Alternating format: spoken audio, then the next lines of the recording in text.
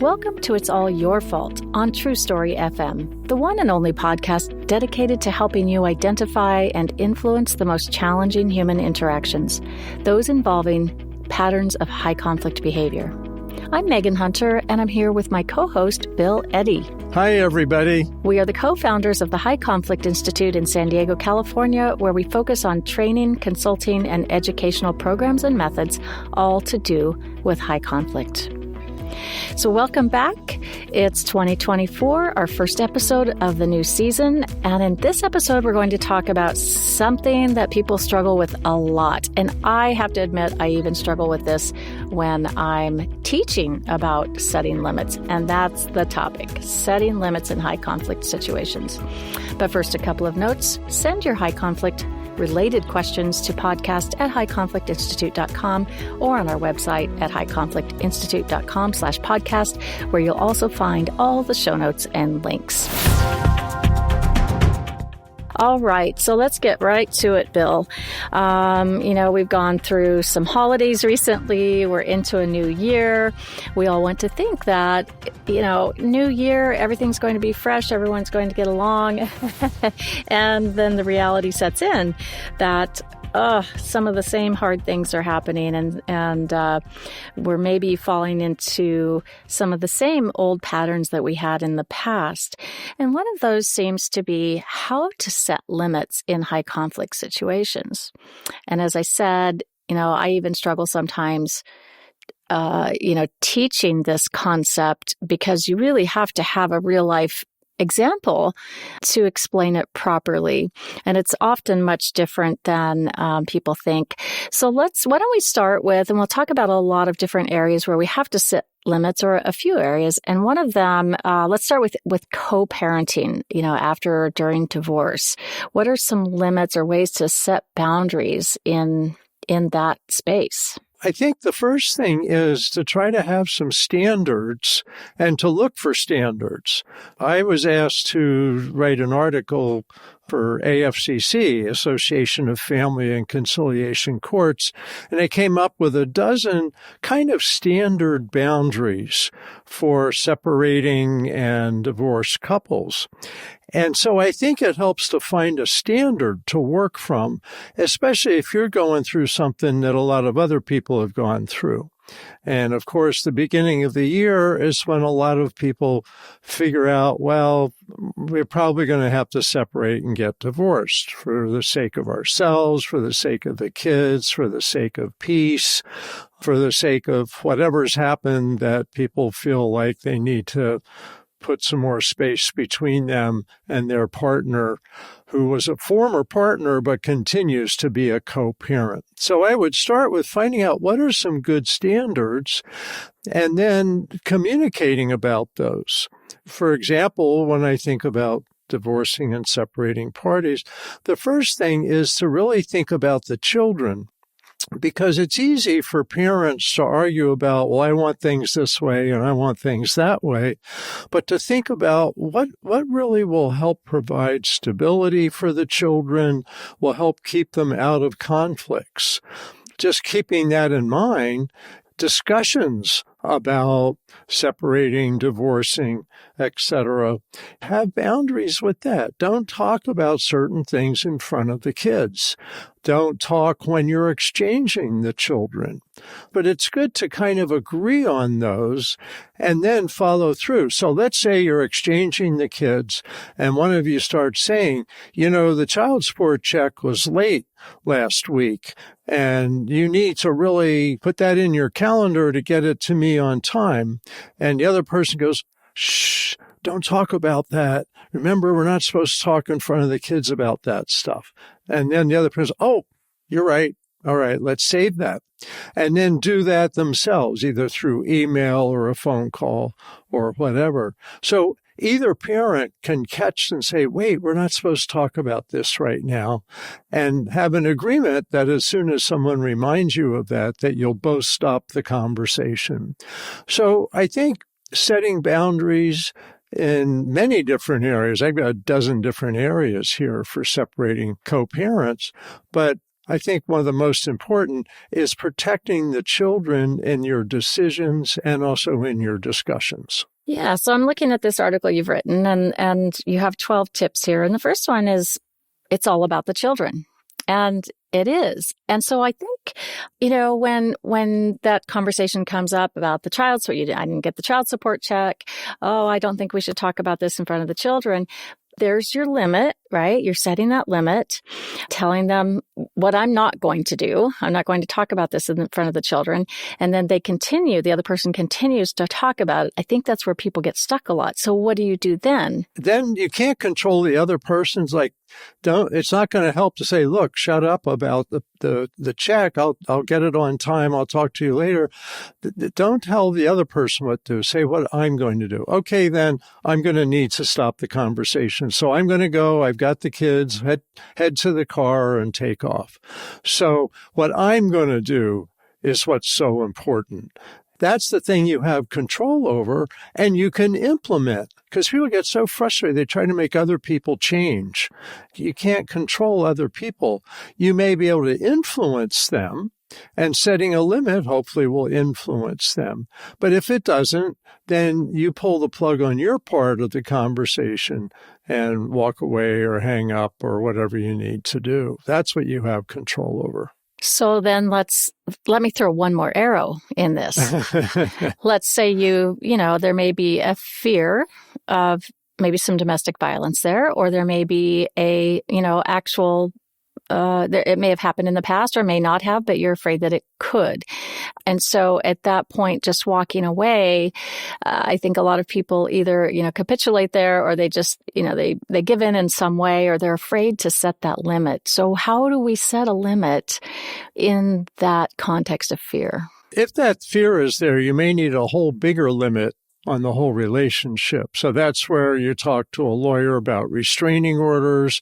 And in family law and separation and divorce, there's some standard restraining orders when there's a need and a judge has to order this, but that they stay 100 yards away from each other physically, that they don't have direct contact with each other. They have to go through lawyers. So those kinds of things. If there's really a fear, that's often what needs to be done. And a huge part of family court decisions these days are about restraining orders. So if someone has fear, they can go and seek a restraining order. And if they have recent incidents or recent threats, generally they'll be able to get those kind of restraining orders. So that's a big, big limit. But I think maybe in a way what you're talking about is where there isn't a restraining order. Right. And maybe there has been some incidents in the past. So the person has some fear, but they're not consumed by that. And they want to see if they can manage the situation. Right. Because this happens way more than is reported. Yes, and many people don't have restraining orders and they try to cope without them. But I think do what you have to do to end that conversation. And it may be going, sure, fine, I'll get you the check on time. I'll make a note of that. Goodbye, we got to go now. So that's okay to say that as a strategy, really, if you have to. Yeah, answer the question, but then figure out how can we avoid this in the future. So you're keeping the conflict small in that moment. I've heard of that. I like that. I think that might have come from you, Bill. So I've been using it a lot lately. It's definitely, recently it's become a really useful phrase because people are so quick to escalate conflicts today. And that's in every aspect of life. People really don't know where the boundaries are today. And so they argue about the boundaries. But in many ways, it's keep it small, focus on what's most important. What do I really need here? And to peacefully end a conversation and move along. And that's why a lot of people agree to have exchanges where they don't even see each other, like at the school.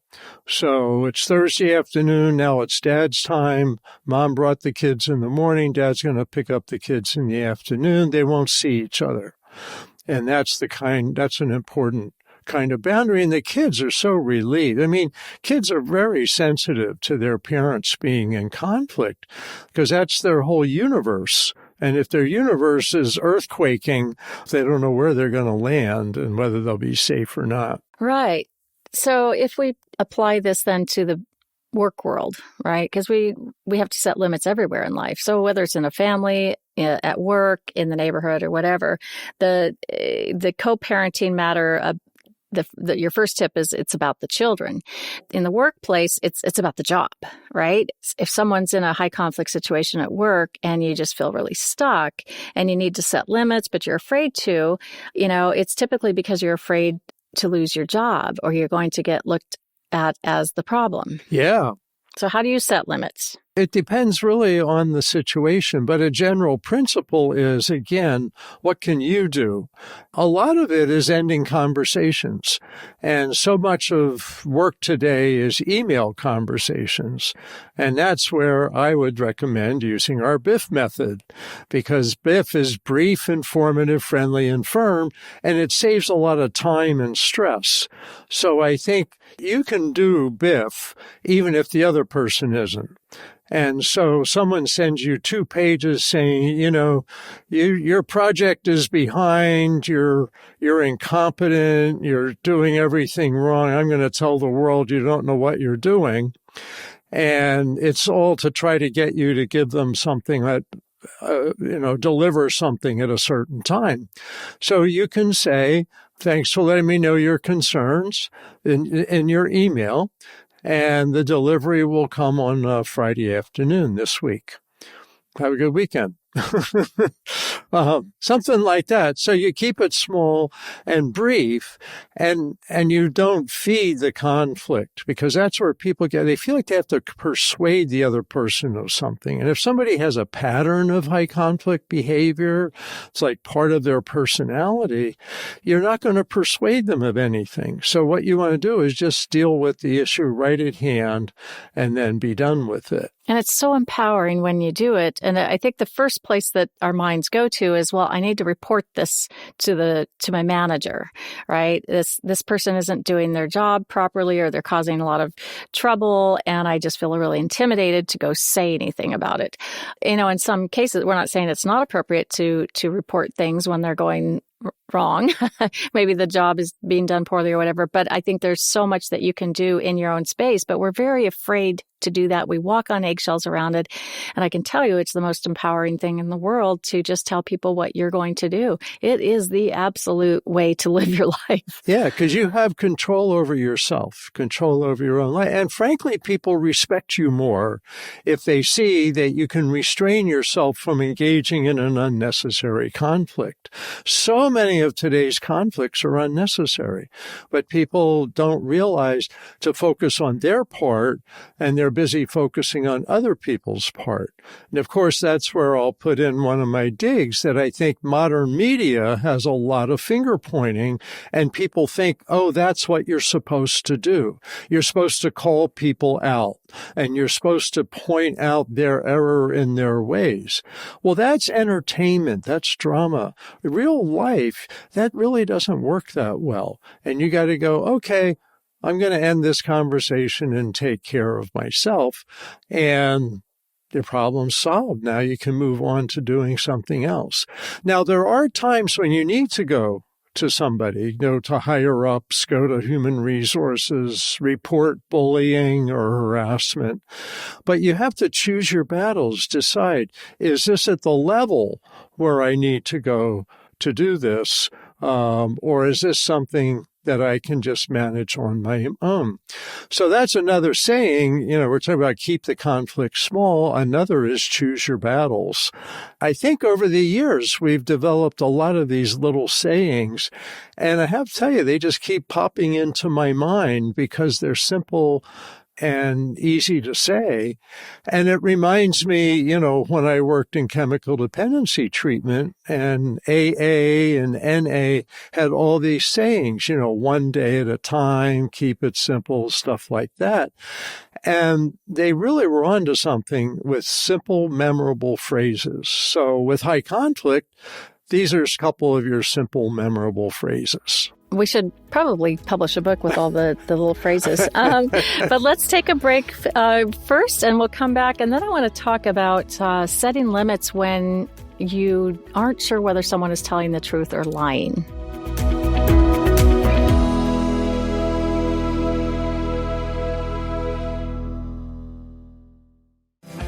If you're a manager, supervisor, director, or any type of leader, you've probably come across some high conflict or bullying behavior in your employees.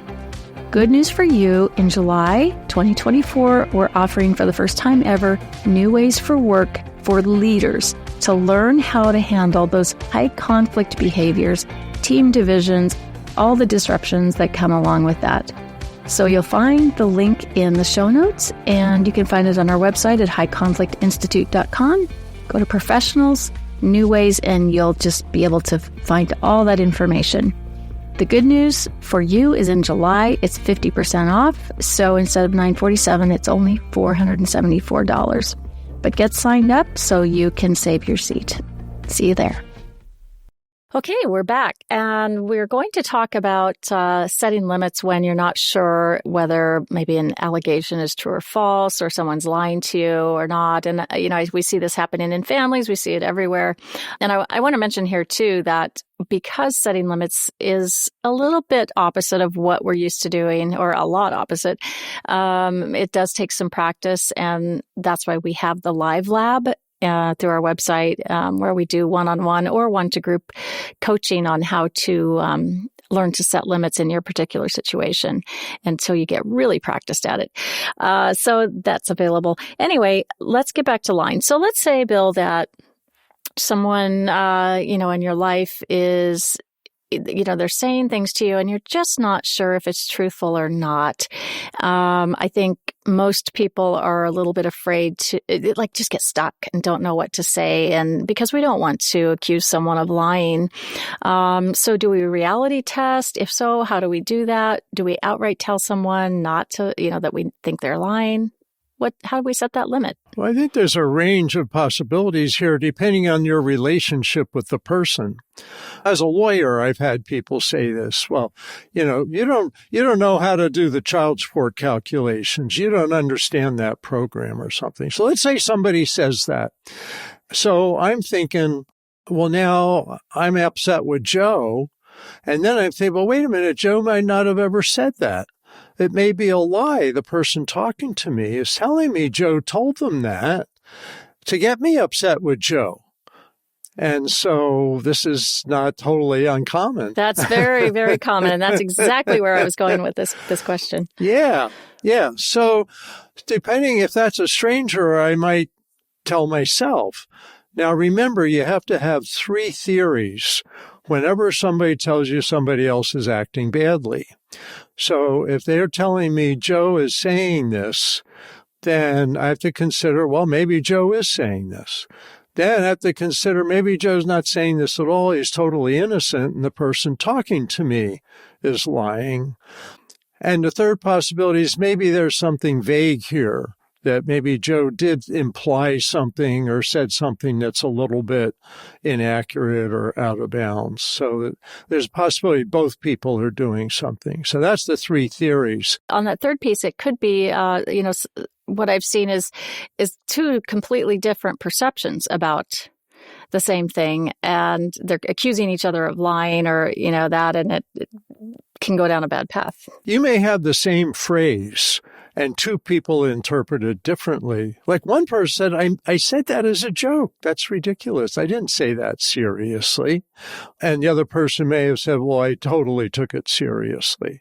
So that's that kind of gray area where there may be contributions by both people. So it may be one, maybe the other, maybe somewhat both.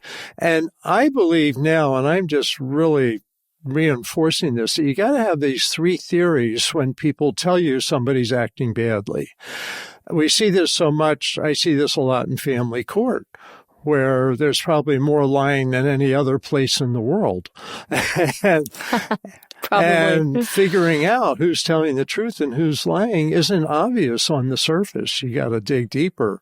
And so it really helps to have these 3 theories so that you don't get stuck in, I've got to argue or yell at this person, is first telling yourself. So actually, this is my first option. The second is telling the person something, but not confronting them.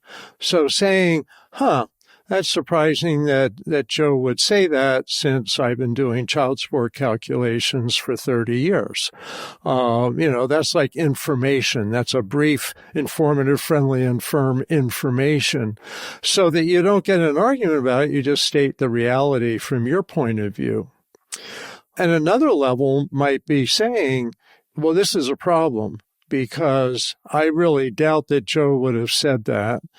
And I'm not sure why you're saying what you're saying, but you have to have a relationship. Maybe this is a family member. Maybe this is your brother or sister. And you say, whoa, wait a minute. I really don't think Joe would say that. Are you sure? What was his exact words? Let's call up Joe and just straighten this out right now. So I think you have at least three options. One is just run it through your own brain so you don't get real upset about it, that it could be true, might not be true, and might be fuzzy. And then to say, I doubt that, and here's some information you may not have. And then the third would be to confront it. But you got to have a good relationship for that to be productive. Like if you tell someone, hey, you need to own this, right? It's common terminology these days. Own your stuff. You didn't own it. And so if you say to someone, you really need to own, shore up to your responsibility, take accountability here. It really does depend on the level of your relationship, because you say that to someone at work who, you don't have that level of bond or relationship. It's probably going to make you the target of blame, right? And it's really hard to get unwound from that. And becoming a target of blame often happens when you emotionally react and it looks inappropriate. And so if you think someone's lying to you, is figure out one of these three responses. But I think it's important not to get real emotional about it, because then you look like you're the jerk. You're the person who's out of control. And maybe it looks like you're defensive because it's true. And when you get defensive with somebody from the outside, it looks like you're defending against reality. And so, see, you're so upset because I'm right. Yeah, that's such a tricky area. And, I know I've overreacted when I've been, kind of just finally had it, right? And you just kind of emotionally respond. And I've seen it go two ways. One, the other people around you that, if there are other people, they're like silently clapping. Yeah. Wow, somebody's standing up to this person finally. So they might understand it, but you still can become the target of blame to, that individual may go tell other people, wow, Megan really overreacted and she's just horrible and she's high conflict. And then people believe that because you have responded emotionally, which, by the way, listeners, you have to know that it is pretty common to overreact outside your norm when you're involved in a high conflict situation. Yes. I think part of it, especially in the workplace, is knowing who to be cautious with and who to not react to and just not engaging. And that's another one of our sayings is don't engage. Because when you engage with someone with a pattern of high conflict behavior, it's like quicksand. You can't get yourself out because they're not going to stop themselves. And if you don't stop yourself, it just escalates downward. So you have to kind of know who to get into an argument or discussion with and who to cut it short and go, okay, fine, for now, we're going to end this conversation. It's partly figuring out what other people's patterns of behavior are, or personalities. I mean, that's what a personality is a pattern of behavior. So if you have someone with a pattern of high conflict behavior, we often think of them as having a high conflict personality or being a high conflict person. But the main thing is to think about behavior and your own behavior. So that's really setting a limit here. And doing your own research. Is something true or isn't it? If this person tells me Joe said this, you can bet I'm going to be talking to Joe and say, hey, Joe, I'm not sure about this, but somebody told me you said, I don't know how to calculate child support numbers. And do you remember saying something like that? And Joe says, oh, you know what? I didn't say that about you, but I said I don't know if you have the new program for this year because they've updated the program. So I don't know if you're familiar with the new child support guideline program. Oh, so you said that, and maybe they interpreted that as you saying, I don't know what I'm doing. So that might be that third scenario where it's kind of muddy because somebody did say something, but it's been misinterpreted. But within yourself, if we're talking about setting limits, is you've got to set limits on how upset you get about these things without getting more information. Just staying matter of fact and keeping an open mind and really sticking to the structure of the three theories of the matter of the, and always challenging your own brain and your, which will influence your own behaviors and how you respond. Yes. Let me add something there that's important I've been saying a lot lately, and that is I don't trust what anybody tells me to be 100% true, even myself. Because I never know my own brain is playing tricks on me. Our brain is very efficient and jumps to a lot of conclusions, which gets us through life. You couldn't possibly think in depth about everything. So you jump to conclusions about a lot of stuff. We can't just assume that all the thoughts we have are accurate. So I don't believe anybody more than 95%. And to me, that means it's worth checking things out and checking ourselves, besides checking out what other people say. Nice. All right. Well, we only made it through one example of the 12 tips. We'll come back to those in other podcasts. But the article, for those who would like to read it, Top 12 Tips for Co-Parent Boundaries, written by Bill Eddy for the AFCC newsletter, will be in the show notes and links, along with a link to the live lab and some other articles and things.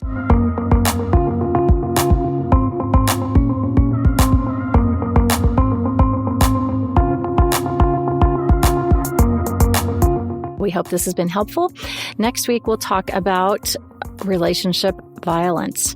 We'll be talking about our book, Dating Radar, and, something that's a little bit tricky, which is teen dating violence. It's, I think, bigger than it ever has been. So it'll be a big topic. And we, if you're a listener that's not really associated with something like dating violence, but you're in the workplace, it's probably good for you to hear about this because this kind of topic does bleed into the workplace sometimes and other areas. So in the meantime, send your questions to podcast@highconflictinstitute.com or submit them to highconflictinstitute.com/podcast. We'd love it if you'd give us a review wherever you listen to your podcast. Until next time, keep learning and practicing these skills. Be kind to yourself and kind to others while we all try to find the missing piece. It's All Your Fault is a production of True Story FM. Engineering by Andy Nelson. Music by Wolf Samuels, John Coggins, and Ziv Moran. Find the show notes, and transcripts at truestory.fm or highconflictinstitute.com/podcast. If your podcast app allows ratings and reviews, please consider doing that for our show.